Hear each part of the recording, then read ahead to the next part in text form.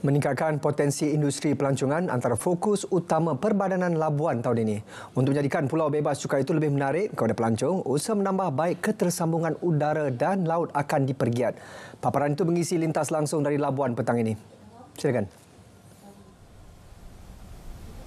Sebanyak 88.3 juta ringgit diperuntukkan oleh Majlis Agama Islam Wilayah Persekutuan Mawib untuk membantu golongan asnaf di Labuan bagi tahun 2024 berbanding 65 juta tahun lalu.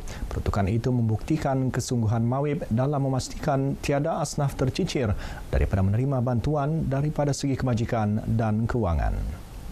Mawib Labuan dalam kenyataan memaklumkan 41 juta diperuntukkan untuk agihan skim bantuan kewangan bulanan termasuk program inisiatif Zero Hunger yang sentiasa menunjukkan peningkatan bilangan penerima dari semasa ke semasa. 5 juta ringgit bantuan Aidilfitri kepada lebih 4,000 penerima yang layak berbanding 4.5 juta tahun lalu. Bagi kluster pendidikan pula lebih 7.8 juta ringgit diagih menerusi bantuan pendidikan peningkatan ketara berbanding 4.4 juta ringgit pada 2023. Dalam memperkasa pendapatan asnaf agar tidak bergantung dengan bantuan zakat, pelbagai program dan aktiviti pembangunan dirangka melibatkan peruntukan lebih 8.5 juta ringgit bagi program keusahawanan, latihan industri dan program agro penuh.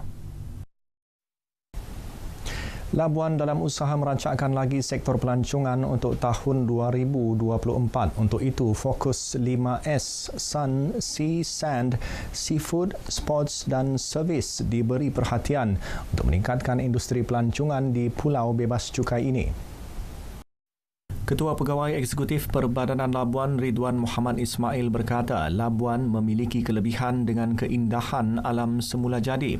Tetapi tanpa keboleh capaian pengangkutan laut dan udara, fokus 5S sukar untuk direalisasikan.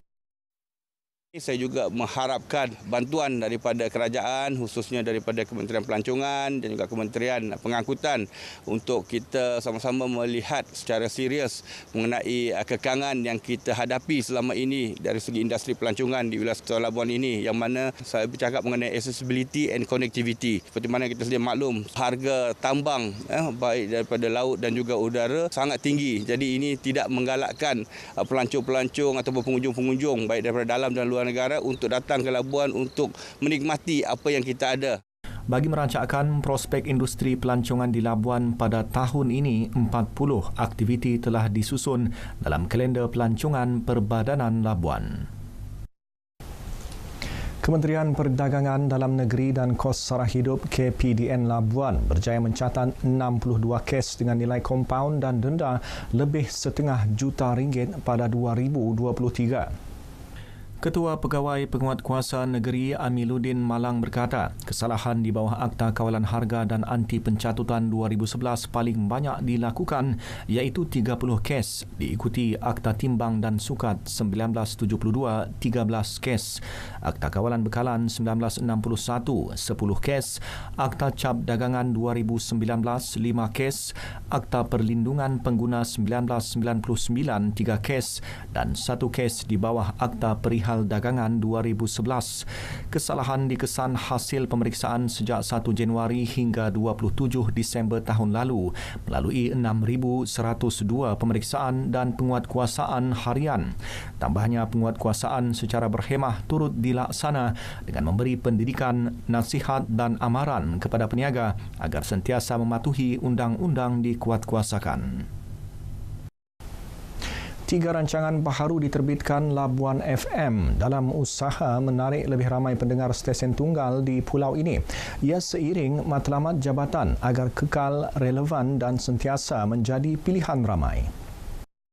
Ketua Bahagian Rancangan Nur Afatizah Sabtu berkata, program motivasi inspirasi yang ke udara setiap 7.30 pagi hari bekerja dijenamakan semula kepada Inspirasi 2.0 yang menampilkan tokoh-tokoh motivator baharu selain 2 program interaktif 34 Je Kita Suka dan Boleh Nyanyi Ke.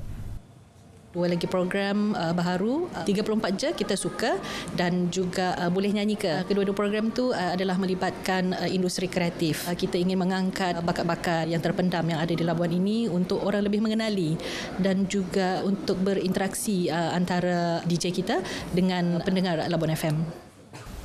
Sekian paparan dari Labuan, dari sungai hingga ke segara Palestin pasti merdeka. Salam Malaysia Madani, kembali ke Angkasa Puri Kota Media. Silakan. Terima kasih.